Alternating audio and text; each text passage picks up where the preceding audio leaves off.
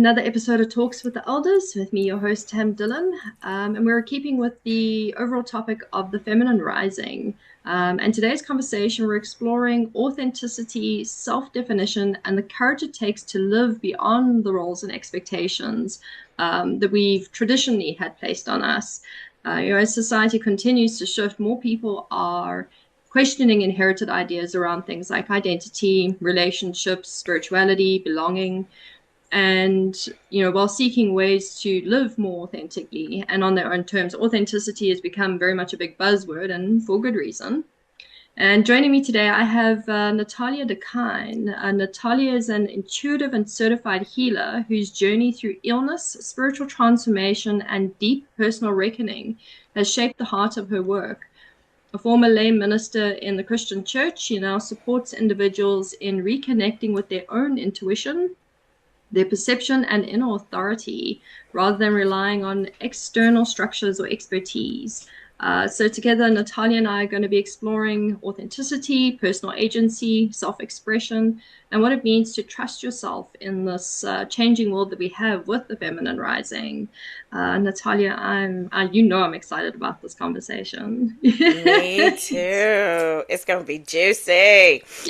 Yeah, that's the enthusiasm we want to see on this one.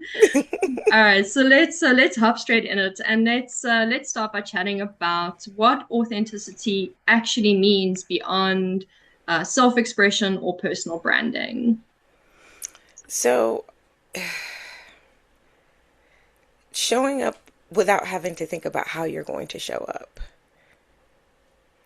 Like just the liberated opportunity to I can just come in and just be myself and I don't have to think twice about it.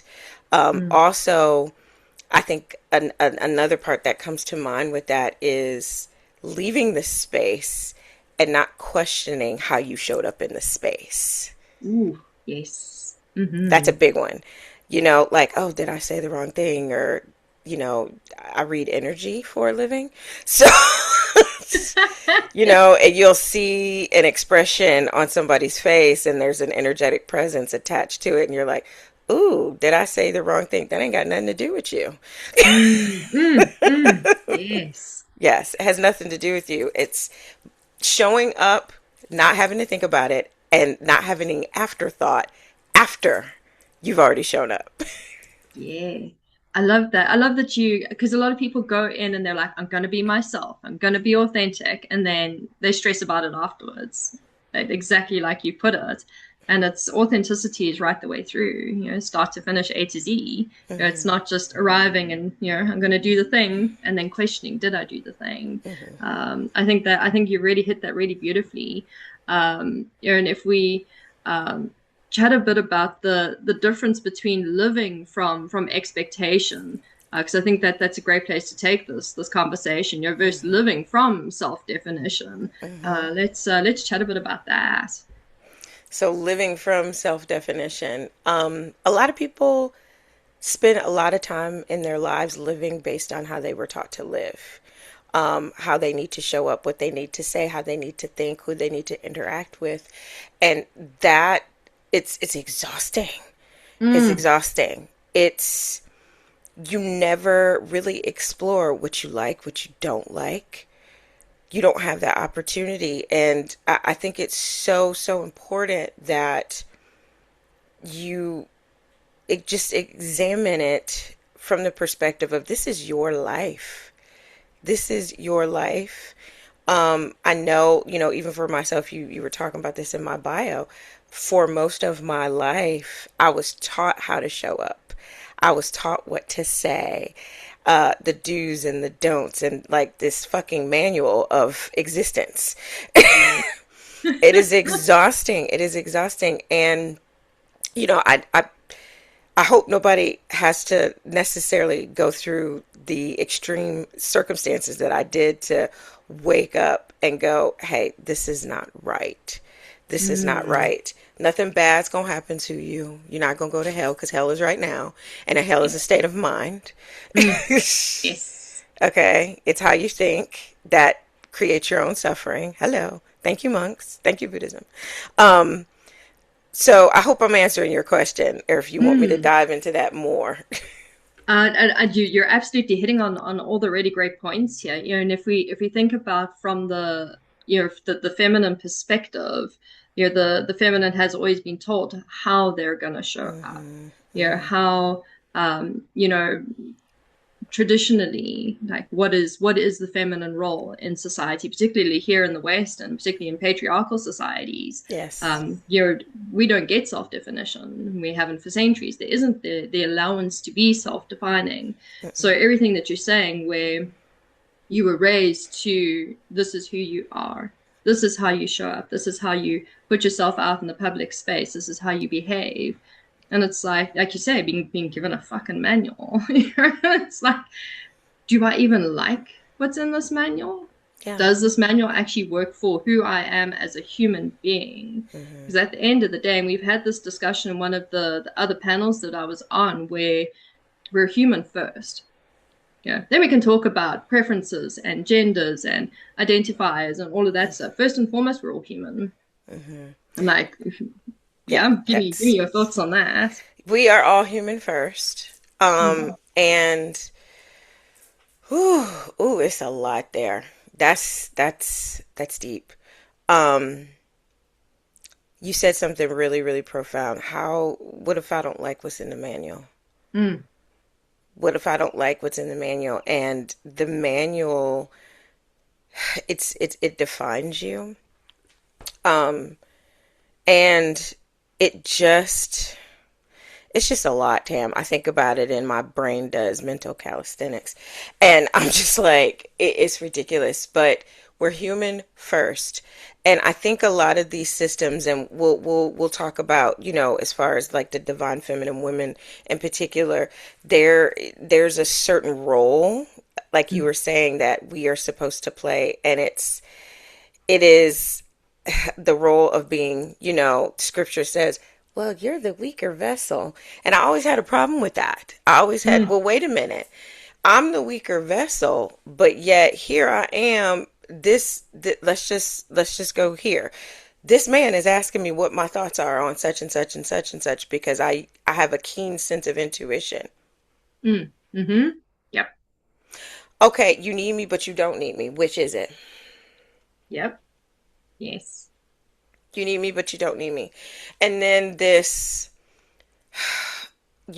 just the patriarchy. And I think about being in church, and there was this whole thing about women pastors, and there was so much surrounding that, and women don't need to be in a leadership role. And then you take a Mm. step outside of church, and certain corporations, oh no, it's a man. It's going to be a man. And a lot of times, if I could just be so honest, it's a white man.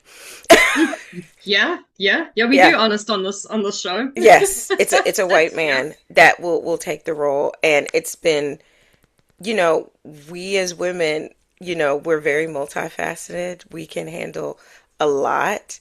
Um, and you're seeing this come to the forefront more, and it's very threatening to the patriarchy. It's Mm. threatening to certain conservative spaces that want to keep women under the thumb.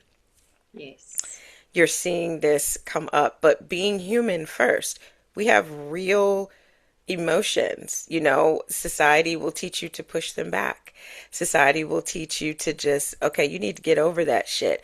In a way, Mm. you do, but you got to process, and then you got to integrate in between that. Yes. Yes. They don't teach you how to integrate. Mm.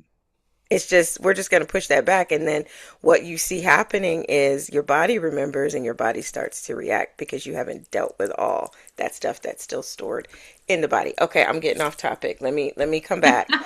Let me come back because I feel myself. I'm like, rein it in, girl. We encourage people to arrive with their soapboxes in these episodes. Hmm.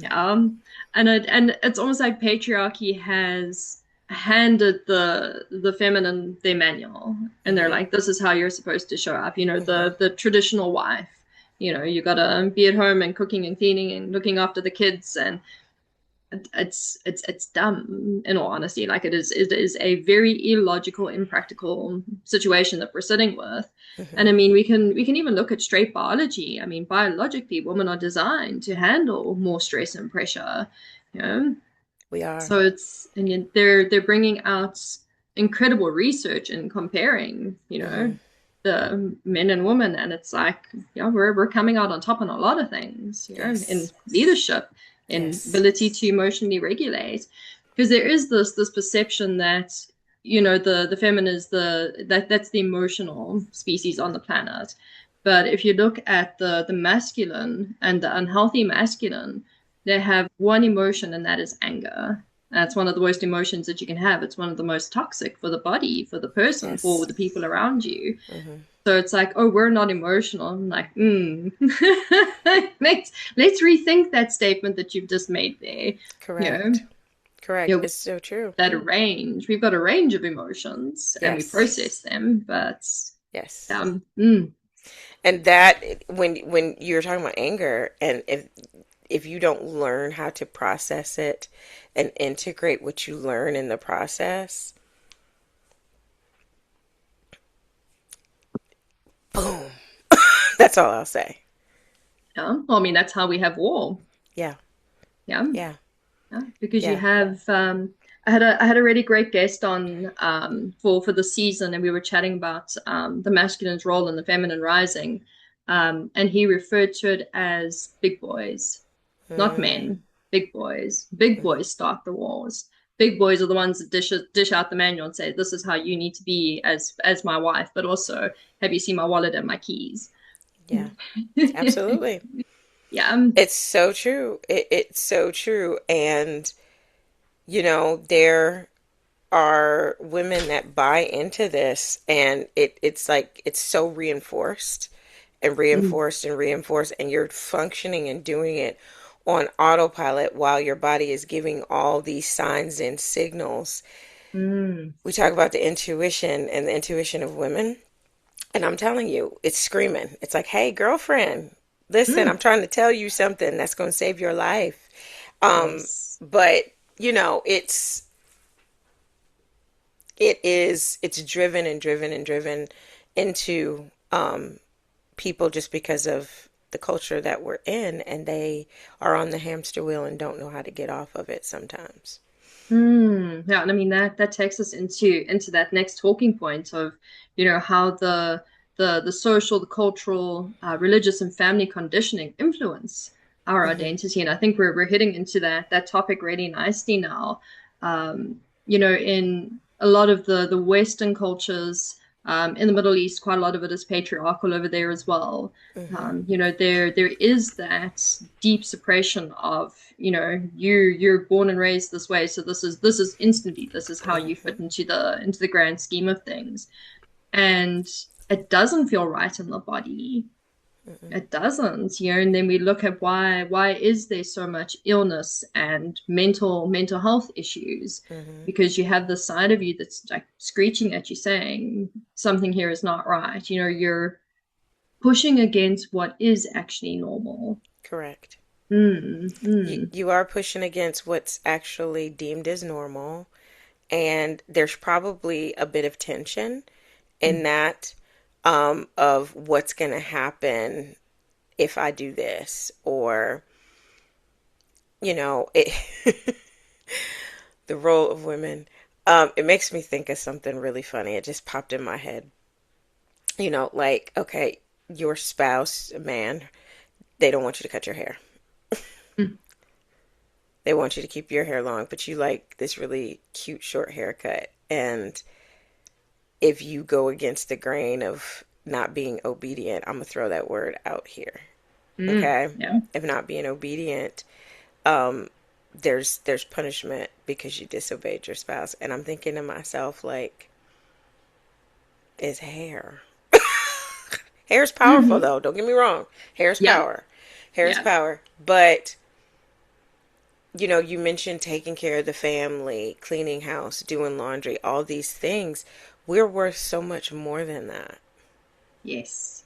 We're worth so much more than that, and we're so much more powerful than that. And it oftentimes makes me wonder, what's the fear? What are you so afraid of that you want to keep us in that space like that, if that makes sense? It does.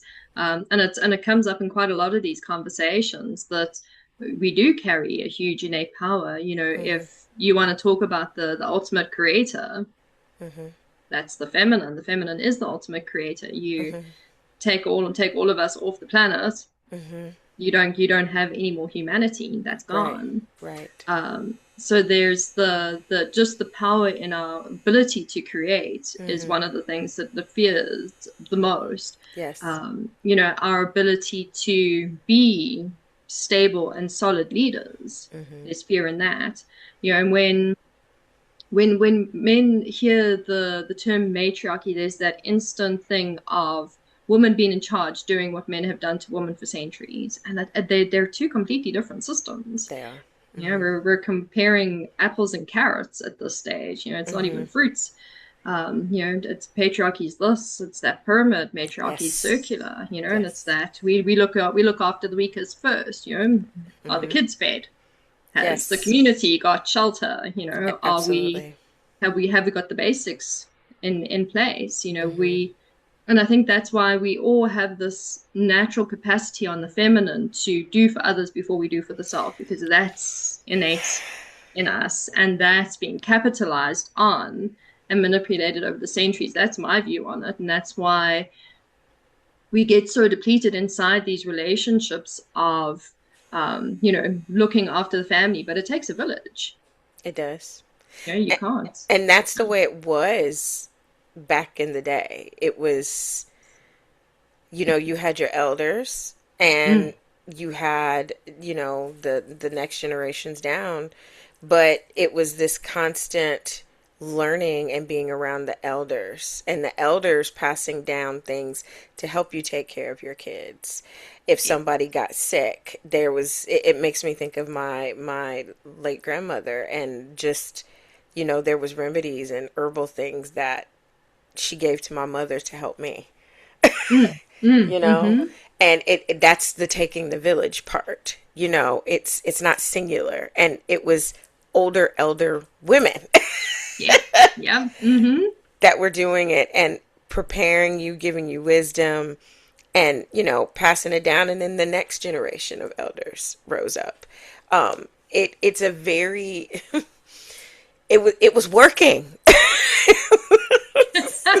Very well. Yeah, it was working. And I feel like with the rise of the divine feminine, it's going back that direction, Mm, because we've gotten so far removed from those traditions that were working and being passed down. So yeah, yeah. again, what's the fear? That's it. I mean, the matriarchal system serves everybody. It doesn't Mm-hmm. matter who you are or how you self-identify for you. It serves everybody, and it does so Yeah. equally because it's egalitarian in nature. You know, Mm-hmm. there's no hierarchy. You know, this one gets and this Correct. one doesn't. Correct. Mm, It was mm, like you said, taking care of everybody, yeah. making sure this was done and that was done. So yeah, yeah. Mm. So let's chat about you know, because we're both deeply intuitive. Intuition is a lot of the work that we do. So how do people reconnect with their own intuition and perception after years of external influence? I mean, here you have incredible self experience in that realm. I think reconnecting, and quieting these other voices that have dominated your world, you have to be willing to get still and get quiet. In my case, it was kind of forced. I didn't come along so swiftly, but really sitting with yourself, because I think, and even in that, people are scared to do that. Mm, They're scared because there's so much noise in the silence, but you have to break through the noise to get to that intuitive place so that you can hear again, because mm, there's all these voices that have had the greater voice for so long. So I think, being with yourself, taking the time to just be still and sit, going out in nature. I mean, like the trees talk, dude. The trees Yeah. talk, the ocean talks, um, the grass talks. You stand on grass and ground yourself. Trust me, you'll get a lot from that. But that comes from being alone, being by yourself, removing yourself from these environments that have clouded the intuition. Intuition is hugely important. It's like your compass. You know what I mean? It's the compass for where you need to go, who you need to connect with. I mean, it could be, I know this might even sound silly. It might be silly to you driving down the street and you've got a choice between the Shell gas station or the Circle K. And your intuition is going to tell you, hey, I want you to go to the Circle K Mm. because there's somebody there that's going to be there at the same time as you and you need to connect with them. Yes. Mm. It's like it's Yeah. plugging into the collective Yes. consciousness. And you can't do that without your intuition because that's how it's Yes. driven. I think that's so beautifully put, and it makes me think in a lot of these kind of more your cults, your traditional marriages. You know, with you have this trad wife movement. They're taken in young. You know, they're married by 18. You haven't finished fully developing your brain by what, 25? Yeah. So you have no sense of self. You know, Mm-mm. if I think about my very first long-term relationship, I was 23 when I met him, and I was only just starting to do the work on myself. And he came and he said, "Why are you doing that? That's a waste of time. You don't need that." And I listened, and it took me 10 years Mm-hmm. to get off that cliff edge that I was on with him and get back to myself. You know, I was in my 30s at this stage.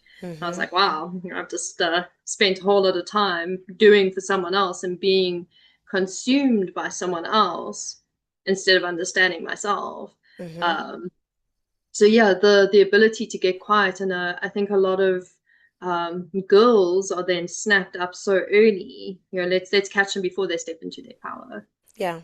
Well, Mm, yeah. I agree with you, wholeheartedly agree with you. I was just thinking you were talking about the dynamic within cults. mm, In the cult, you're taught not to trust yourself. yep. In fact, one of the main verses is, "Oh, you can't trust your heart because your heart is the most treacherous thing." Treacherous. Oh my Mm, God. It's, and I would hear it just I would hear it and it didn't sit right with me. You know what I'm saying? It never did. Um, but you think about when you're told don't trust yourself, it gives room for all these other voices to take the front seat. mm, Like you're not good enough and you're only good enough if you have allegiance to this and if you give your life to this. And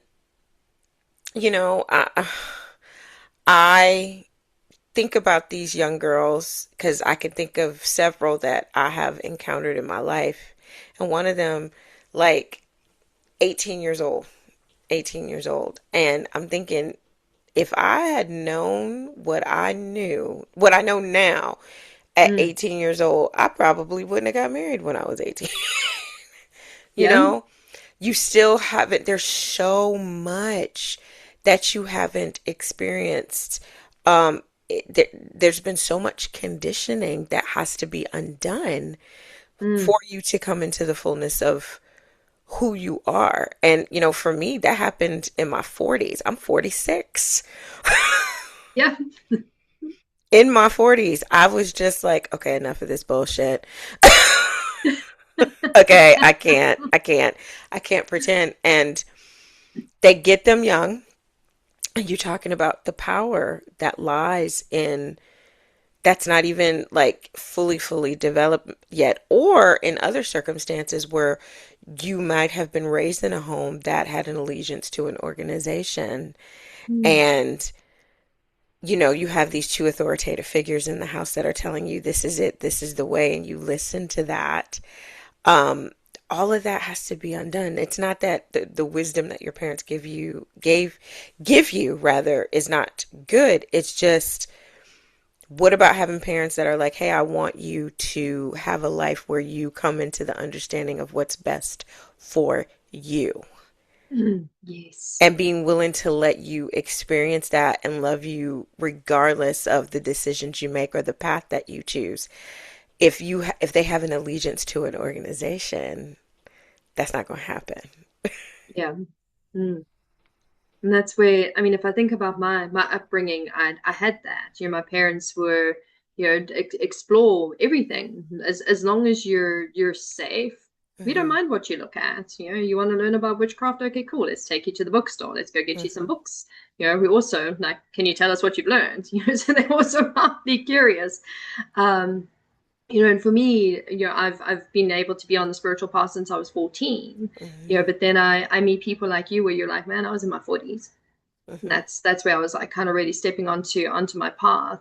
And it's theft at the end of the Hmm. day, theft of the self, Hmm. and that's Yeah, yeah, it's hugely true. disempowering. It's hugely disempowering. And the cool thing, though, that I have said is I'm going to get all of this back in the second half of Mm. my life.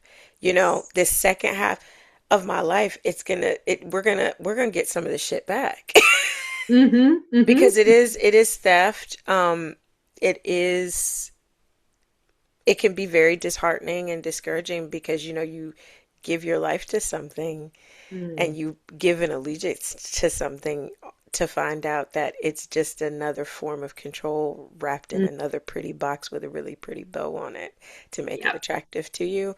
And this is where your intuition comes in because it's like you got to be able to recognize it even though it's pretty on the outside. Yep. Yes. Yes. Yeah. The masks that those kinds of places and spaces will put on. It's like, oh, we Mm-hmm. have your best interest at heart. And it's like underhanded goodness. It's like we care about you, so you've got to do it like this. And it's like, Yes. hmm, Yes. Which is, at the end of the day, it's manipulation and that's control. it. Hmm. And, you're a heretic for saying those words, and that's fine. That's okay. That's okay. I'm fine. I've been called a heretic and I've been a villain in the story. You read the book. Yeah. You're going to be a villain in someone's story, and it's just being Yes. okay with that because Yep. again, we're human. We're gonna, upset some people along the way. Yes. And I want to chat about the role of courage in expressing the aspects of ourselves. Where we like we're like what we're talking about now. It's like I'm not going to fit into their box. I'm not going to fit into your expectations. So Hmm. how do we bring courage into that part of the conversation? I think bringing courage into that is being settled in yourself that one, you're not going to be everybody's cup of tea, Mm-hmm. and you got to be okay with that. You are going to have people that you have different points of view. And you have to be okay with the fact that in what we're talking about, these are systems, these are boxes and structures that have been put in place. And when you start to veer outside of that, there's a liberation and a freedom that's going to trigger other people. They're Mm. not going to like the freedom that you're walking in and the courage that you have to walk in it. I think simply telling your story is courageous Mm. and telling it from the point of view of you, and how you've experienced it. It's hugely courageous and it's going to trigger some people because whether they realize it or not, they actually want what you have at that point. Yes. Because Mm. then why are you triggered? Mm. Mm-hmm. Yeah. People are scared of their triggers, and Amanda Deirdre actually talks about this really beautifully in a couple of our episodes where she's like, triggers are your best friend. They will teach you so much about yourself. Don't be scared of Yes. the triggers. And if you're triggered, why? Why am I triggering you? Yes. What is it telling you about you? It's not telling you Yes. anything about me. Yes. And I think I love the saying, you're not going to be everybody's cup of tea.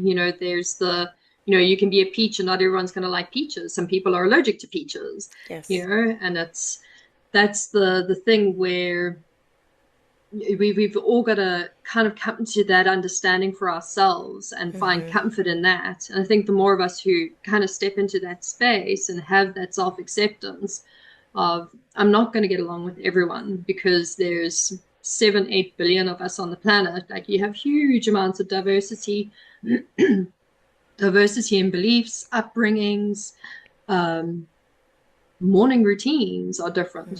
Some people are tea people, some people are coffee people. And if you're going to hate on a person because they drink coffee and not tea, we've got way bigger fish to fry as a global society than our differences. So having more of us stepping into the courage of, like, this is who I am, Mm-hmm. and that's okay. Yeah. It's okay if we don't get along. It's okay if we don't get along. I'm a firm believer in, you know, you'll be in a room with somebody and the energy is just, it doesn't mesh. But going back to being human, acknowledging the existence of the person in the room. Hello, how are you doing? And maybe that's it. Yeah. You know, Mm, and then you're talking about triggers. I'll go back again to getting alone, getting mm-hmm. by yourself. Why did that piss me off so bad? I do it all the time. Why did that? And being willing to, maybe you don't get the answer right then and there. Maybe it comes to you later, but asking the question, why is this triggering me? Is there something is there a mirror? Is there something that's trying to tell me something to get me to, you know, develop a higher state of consciousness, connecting more with my higher self, just so that it's the expectation isn't unrealistic. Do you Mm, understand? Like, yes. really getting with yourself. And again, tying it all together, because that's how my brain works. I'm like, oh, this is how this is tying together. Um, you can't do that if somebody's telling you. Mm, Okay, because then you're going to be triggered by a lot of stuff. You're mm, never going to take the time to really sit with yourself, because the other voices that are condemning you for being triggered, instead of inviting you into examining why, a loving invitation, not something's wrong with you. mm. Okay, Yes. it's a whole different perspective shift. It's okay, why? I need to go and sit with that and think about why, because something from my past or something that I've been conditioned to believe is still got the higher voice, and I got to figure out what it is. Yes. I said a lot, I'm Yes. sorry. No, you're being yourself. Don't apologize. um, so let's chat a bit about the relationship aspect in this. Because we're starting to get into how we're relating to one another and interacting with the people around us. So let's chat about how relationships change as individuals become more authentic in themselves and who they are. And I mean, obviously, there's the triggers that will come up. There's always going to be triggers.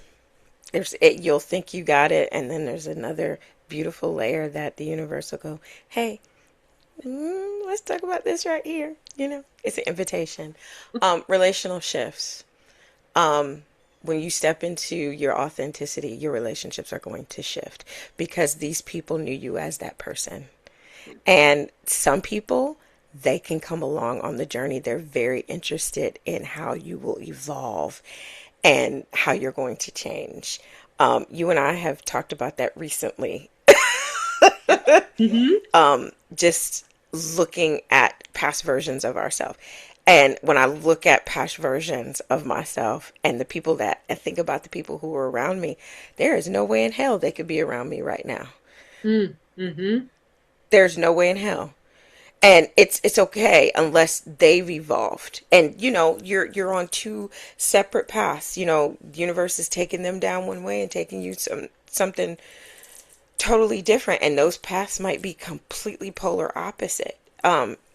They're going to shift. And okay, yeah, there could be some pain and grief in that, because especially if you have a great deep love and compassion for a Mm, person, there are people that I deeply, deeply miss, but I understand that it was, the relationship served a time and a purpose and a season, and I've changed and, I don't know what's going on in their life, but I think of them, I wish them well, I send them love, and I keep moving. Mm-hmm. It's not heartless. It's coming to the realization of understanding your relationships are going to shift. Guess what? Mine are going to shift again. They're shifting right now. Mm-hmm. It's part of it, and we have to be okay with that. Mm.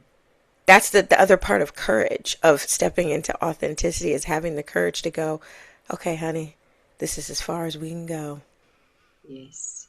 And it's, you go down your side of the river, I go down my side, and we're just going to wave. Mm. I may see you, I may not, but okay. I wish you well. That's it. Mm. Yeah, like you said, the courage definitely comes into that. Hmm. Yeah, and for me, I know personally, as I've stepped more into, who am I, what am I all about, who do I want to be, courage naturally comes with that. So you got to find like just a glimmer of the courage and be like, okay, I can do this, and then you Hmm. start to do it, and the courage just is this beautiful side effect of stepping into that. And the Yes. more you are who you are, the more courageous you are. Because I think in our natural state of being, it's courage. Yeah, It's just naturally there. it is. It's Mm, naturally there. It might take, they might have, the muscles might have a little bit of atrophy, but mm, once you start exercising them, it gets easier and easier. But some stuff, it can be challenging, and it's a huge growth point. yeah. Yes, that's Hmm. it. And I think being comfortable with being uncomfortable. Mm, mm-hmm. Yeah, Isn't that a because book? it should be. If it's It not, it should be should a be. book. Get If it's not a book, uncomfortable. you're not gonna write Yes. it. This book, t-shirt, bumper sticker, something.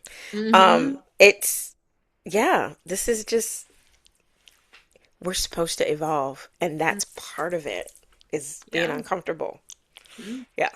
Yeah, I mean the snake shedding its skin is it's painful and feels awful for the snake. That's why it's cranky for a couple of days. Hmm. The butterfly coming out of the cocoon. That doesn't feel very comfortable. I know that's an analogy you're very familiar with. It's the title of your book. It's you got to get into that soggy mess. And then emerges the butterfly with the wings afterwards. But Yes. you got to earn the wings. Yes. And the Mm. soggy mess, guess what? That's part of being Mm. human. It's Yeah. messy. It's Yes. messy. And I Mm. think one day something about that just clicked, Mm. where I'm just like, okay, it was messy. Yep. Yep. Mm-hmm. This is part of being human. What did you learn? What Yes. little gems have you gotten from it being messy? It's just part of being human. Yeah, that's it. And I think we have this aversion to being messy. It's like, oh, what are people going to think? Am I going to be seen as weak? Am I um going to be thought of as less than because my life is a mess. Everyone's life is messy at some Yeah. stage. Yeah. But we all hide us.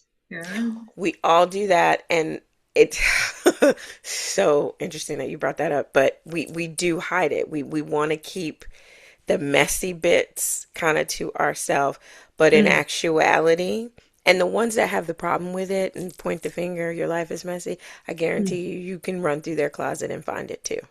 Oh yeah. Mm-hmm. And that's what we have to remember. We have to remember that it's not a pass to just screw over people and do crazy stuff, but Mm. remembering that um it's just part of being human. That's it. It's like a baby learning to walk. You're gonna fall over how many times and scrape your knees and wobble around and be unstable. And that's life is going to look like that. 'Cause you keep constantly learning how to walk through different things. Yeah. Absolutely. Mm. Absolutely. And you're getting you're getting front row education. Mm. You're Mm. not reading Yes. about it. You're not reading about it, which, I get that. That's cool, but living it, breathing it, feeling it, yeah. It's a good teacher. Yeah, yeah, yeah. It's nothing like scraping your knees a couple of times. You're like, okay, we don't Yes. do that. Yes. Absolutely. Let's chat about the difference between rebellion and self-definition. Because a lot of people are like, why are you so rebellious? Why are you so different? Why are you being all like this? You know, you've changed. And let's chat about the difference between those two things. Well, I mean, the people asking about rebellion, my question would be to them, is rebellion defined based on what you deemed as rebellion? Mm, hmm. Because rebellion is defined, I mean, people accuse me of that when I left the church.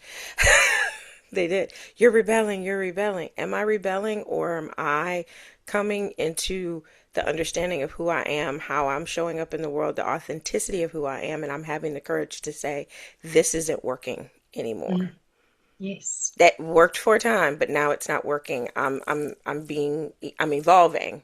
So I think rebellion, again, it's this institutionalized box, and it's got all this pretty stuff on the outside of it with this really cute bow. And somebody's like, well, you're rebelling against this. Who put those rebellious rules in place and why? Yes. Mm, Who put them in place? That's my, how do you define rebellion? Because I guarantee you they'll define it based on what they understand, yes. Mm, right? And anything outside of that, they'll deem as rebellion. When you are showing up, I forget the word that you used, Tam, the difference. It was rebellion and what was the other word? self definition. Self definition. Okay. Self definition is, again, it's authenticity. This is who I am. In this moment, I am saying this is who I am. And I know this doesn't look like this.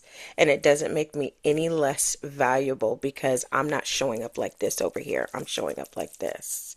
Yes. Um, I think too, your body responds when you are in a place of self definition and you're secure in it, and it's nothing that you're drumming up or anything like that. Your body is able to go, at least Mm, that's what mm, it did for me. yep. Okay. Right. I think there's a question of how do you define rebellion, because everybody's got their own definition of what that looks like based on the conditions that they have been brought up in or that they believe in. Yes. Yeah, I think you put that really well because it's um inside the church, for example, rebellion would be, you're a heretic, and that's what you were described as, but you're just stepping out of their norm, Hmm. but their norm is not your norm because you're not the same as everybody else. You're unique and individual. Hmm. So it's like, what is your definition of rebellion? What does that word mean for you? And if a person is stepping into who they are and self-defining, are they actually being rebellious? Mm, yes. And I want to take the conversation because we're kind of on that track at the moment of what energetic sovereignty and personal agency look like in everyday life. I think you said one thing there that was really important of, that body just like Hmm. relaxing, Hmm. that nervous system regulation. Hmm. I think are one of the main keys that indicate, okay, I'm being my sovereign self, I'm being my authentic self. But what else can we add to that of like what does it look like in everyday life? What does it look like in everyday life? Like one of you taught me this, Tam. Um, ask your body what it wants today. Mm, Ask your body instead of I got to do this, I got to do that. I'm not gonna say don't chomp at your to-do list, but don't let it take over. Ask your body. You taught me that. Ask your body what it needs today. What does it need? Does it need rest? Is it, do you need to go outside in nature? The whole point of, I feel like, the main existence of being here in this life, here and now, is that you get so acquainted and comfortable in how you need to be versus other people telling you, because people live a long time and they never know what it's like to just ask your body, or it's like a weird concept. What do you mean ask my body Mm. Yep. what it wants? I need to be doing this. I need to be doing this. Do you? Yep. Do you? Um, yeah, that's the simplest way I can put that is asking my body, what do you need today? Um, yeah, that's the simplest thing I can put. I mean, obviously, I'm going to agree with you because I taught you that. So Yes. I'll be like, yeah, that is actually, um, and it's a really simple, tangible way to do that. Like, Hmm. how is my body feeling? What do I need today? What does my Hmm. body need today? Do I Yes. need to do the to-do list? Is the world going to come burning down if I don't do what's on my to-do list? No. Okay, cool. Yeah. Let's put that aside for today. So I think that would I mean, yeah, you have my agreement on that. Yeah.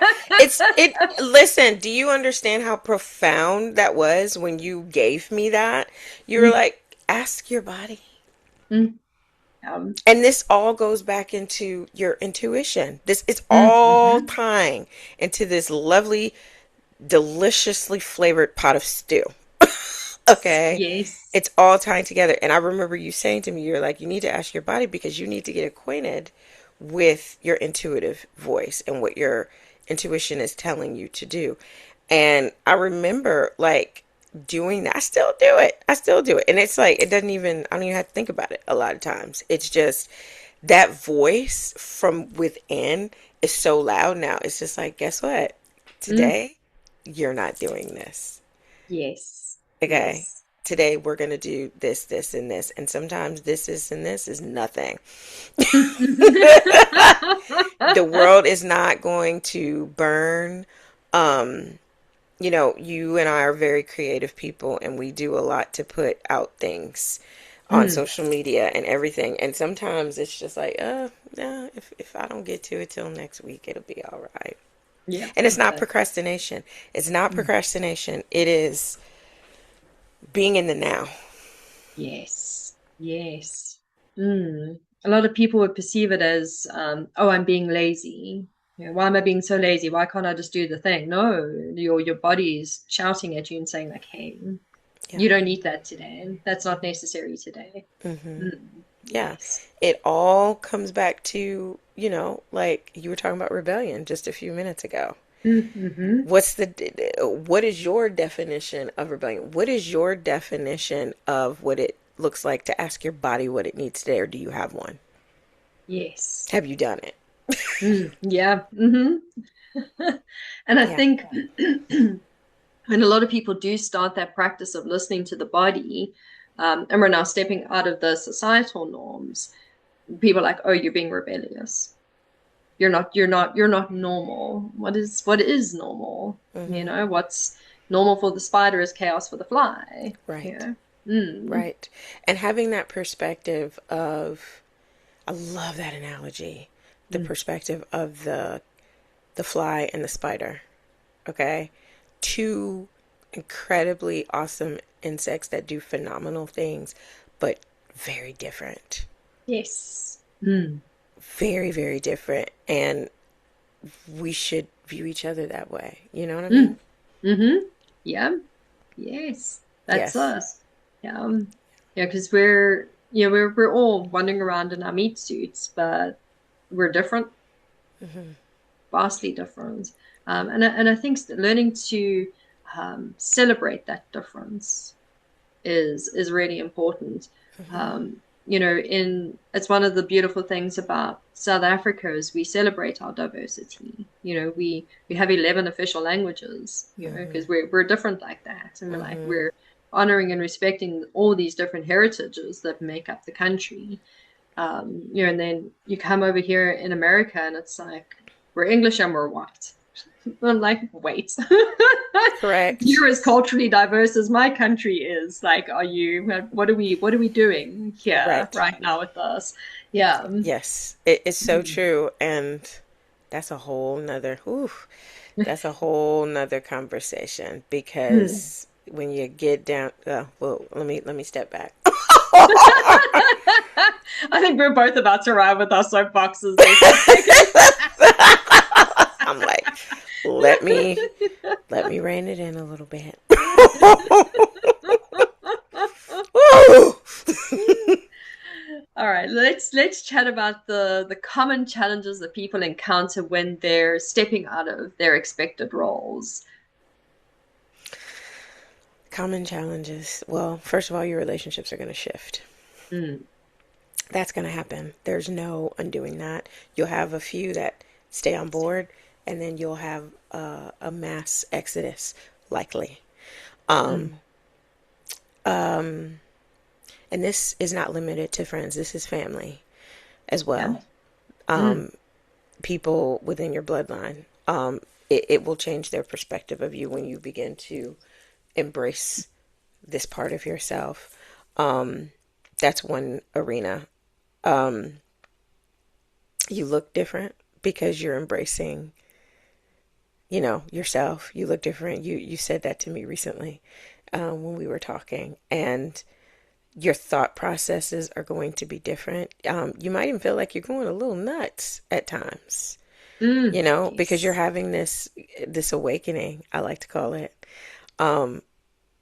Everything that you've known, everything that you have built your life and your identity around, it's a domino game. Mm, It's a domino game. Everything's okay, yep. but there's a massive rebuilding that's coming in it, and you're going to notice your thought processes are going to shift. Your perspective is going to shift on things. Maybe where you were closed minded on something, it's like your third eye goes whoop. Yep. Yeah, it opens right up, and the things that maybe you couldn't see before, you're going to begin to see. Mm, The things you couldn't hear before, you're going to begin to hear it, and it's going to shift. I will go so far as to say the cells in your body respond. mm-hmm. Yes. Yeah, Yeah. the cells in your body, the cells respond to vibration. They respond to energy. They respond to sound. When you're having a massive awakening and a shift, don't you think all of those things are going to play key? Yes. Absolutely. Yeah. Uh, if one reads Joe Dispenza's Breaking the Habit of Being Yourself, he talks exactly about that. You're rewiring not just your brain, but your actual genetic coding. You're Yes. actually there's some really beautiful science that goes into that. When Yes. you step into yourself, and I mean, you, I met you. I think we chatted about this about 5 years ago. We first met, and like you don't even look anywhere near like the person that you were 5 years ago. I'm like you look completely different. Yes. And then in a sense, like you've aged backwards. Mm-hmm. When you really do step into fully being yourself and you drop those relationships that don't Mm-hmm. serve you, there's this, it's like, the snake shedding its skin and it's looking, young and fresh is what Yes. what you're left with. And there's that glow that Mm-hmm. that comes with you as well. And it is because you rewired the actual physical person that Mm-hmm. you are. Yes. Mm. I Mm. remember reading that in his book, and I was like, oh, this makes complete and total sense. You look different. And so, yeah, when I love the aging backwards thing, I'll take that. Um, Apparently, the old souls do yes, it. yes, yes, yes, we do. Um, but it's true. It's true because you are becoming a new being. Mm. You know, it's going to shift a lot. And this is like you're like, God, I went through all that hell for what? You come out on the other side lighter. You mentioned the glow. Mm. Um, your vibration, the frequency that you were on, is going to shift. Yes. It's going to shift. And in that, you're going to attract people who you're supposed to align with for that time. And, who think like you. I remember, if I can say, like, when we got reconnected again, when you were starting Critical Mass, and I had been thinking about you like for 48 hours solid. I kept hearing your name, I kept seeing your face, and then I look in my inbox and there's this message from you telling me about Critical Mass.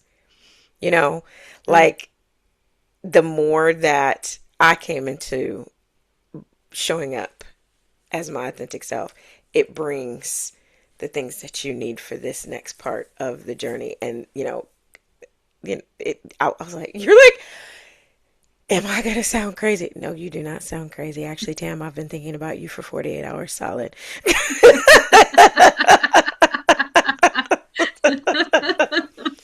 So, and those little things there, even if you've gone through something really intense, the dark night of the soul, a really intense severing of a life, a former life you live, those little lights that emerge, these little gifts from the universe is like, hey, you're on the right track, and I'm going to send this person Yes. to let you know you're Yes. on the right track. Um, I think it's a beautiful thing. Mm. It takes a minute to get there sometimes, but it's beautiful. Yeah, I've got a good friend that calls it the cookie trail. Yes, I I like think that's a that. really great way to put it. Yeah, Yes. I mean, Joe Dispenza talks about that as well in his book. The universe will send you the signs and the synchronicities. Hmm. And they're not always what you expect. In the work that I've been working with his book in the last couple of months prior to our recording. And I'm like, okay, cool, universe, send me the signs and the synchronicities. And flamingos and gallbladders. That'll Yes. be a chapter in my memoir. I will like. Do you want to Hmm. know about all of that? Like, I was gonna get an ask that. exposition of my memoir. Yeah, yeah. That is going to be an actual chapter with that name, flamingos and gallbladders. Yes. And then they were all on point. I was like, oh yeah, that's a sign from the universe. I've heard they had the conversation on gallbladders 3 times. I'm going to go and research what the hell the gallbladder is all about. And I was like, oh, that's everything that I've been dealing with, and the flamingos as well. And like, yeah, the universe it works in the most bizarre ways. I think it's a lot to do with its weird sense of humor. It tries to be funny sometimes. Um, but it does, thinking about me for 48 hours, you're like, what am I, why am I thinking about this person? What is going on here? Hmm. And then I pop up at, not even at random, synchronistically, and I'm like, hey, Yes. I'm starting this weird global collective. Do you want to be part of us? Yes. Yes. I loved it. And it came at, I had just left my last corporate job. And I Mm. was like, I am not doing this shit again. I hear you, universe. I hear you loud and clear. And it was right as I was making my exit that you Mm. came. And so I love those beautiful synchronicities. And yes, please write the chapter with that title. Yes.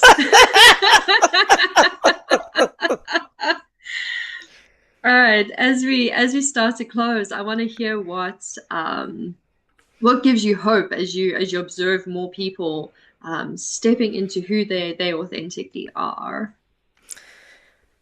Mm, what gives me hope in that?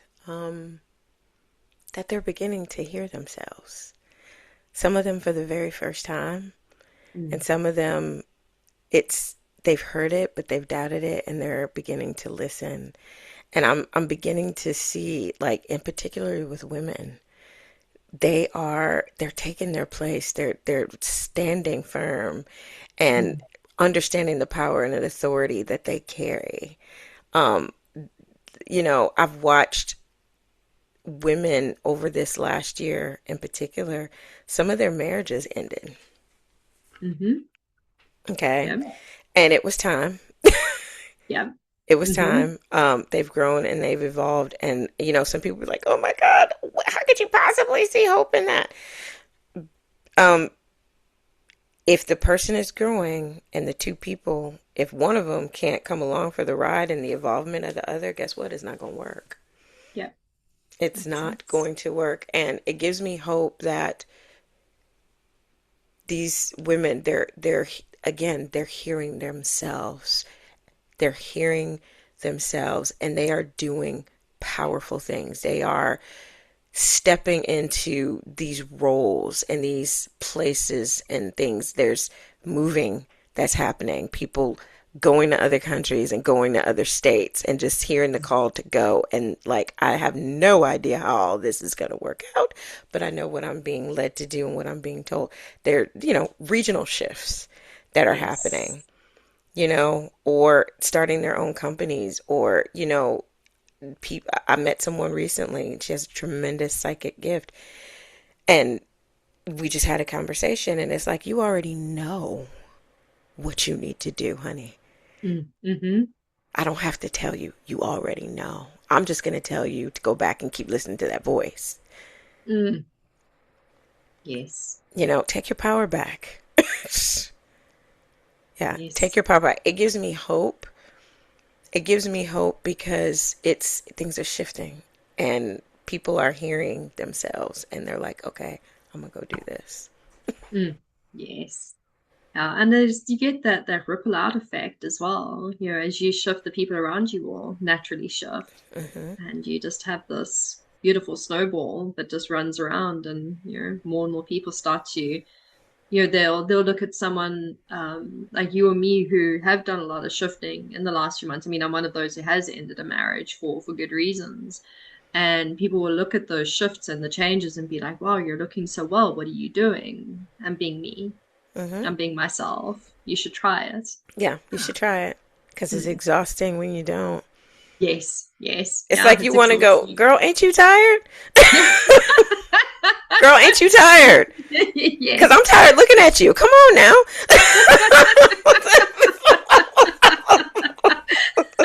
I'm gonna keep that question in mind and be like, aren't you tired? Aren't you tired? Yes, it's time. And yeah, shifting around you and that light, that glow that we carry when we are just being ourselves, it attracts people and they're like, if she can do it, if she can do it, why can't I? I can do it. Yeah. That's it. And if anyone wants to learn about how Natalia has done it, I've read the book twice now, and an incredible story. What happens in the cocoon? Do go and grab yourselves a copy. We will have a link to it in Natalia's bio and down in the description. So if you're questioning, how did she do it? How does she, how did she do the aging backwards thing? Because we're all like, how do we keep our youth? Mhm. Go read Natalia's book. That is my advice for that. Any closing thoughts before we close off our wonderful conversation?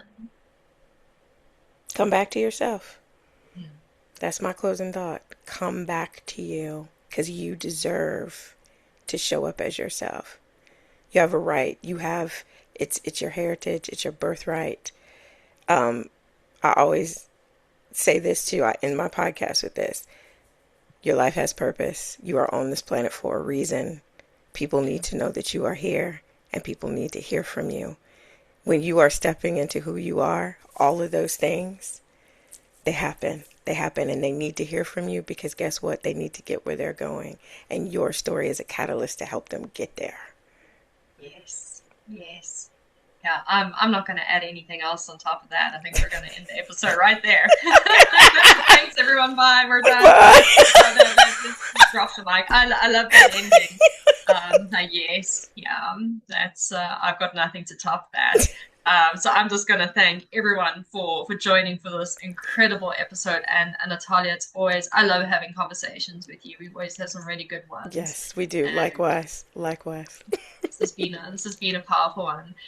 So please join me again for next month's conversation as we continue the discussion on the rising feminine and everything that Natalia just said.